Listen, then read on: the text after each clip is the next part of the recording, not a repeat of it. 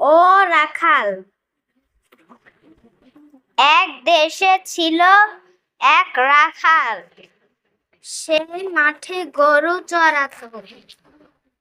চড়াতো আর বাঁশি বাজাতো, তবু তার সময় কাটতো না। একদিন সে মজা করলো। সে গাছের আড়ালে লুকালো। তারপর বলল, বাঘ এসেছে, বাঘ এসেছে। গ্রামবাসীরা দৌড়ে এলো। তাদের বোকা বানিয়ে সে খুব মজা পেল। এরকম সে অনেক দিন করলো। গ্রামবাসীরা খুব রাগ করলো। একদিন সত্যি বাঘ এলো। রাখাল চিৎকার করলো, বাঘ বাঘ বাঘ। এবার আর কেউ এলো না।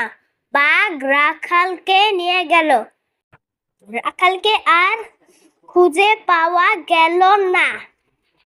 এই গল্পের শিক্ষণীয় বিষয়: মিথ্যা কথা বারবার বললে পরে তা সত্য হলেও কেউ বিশ্বাস করে না।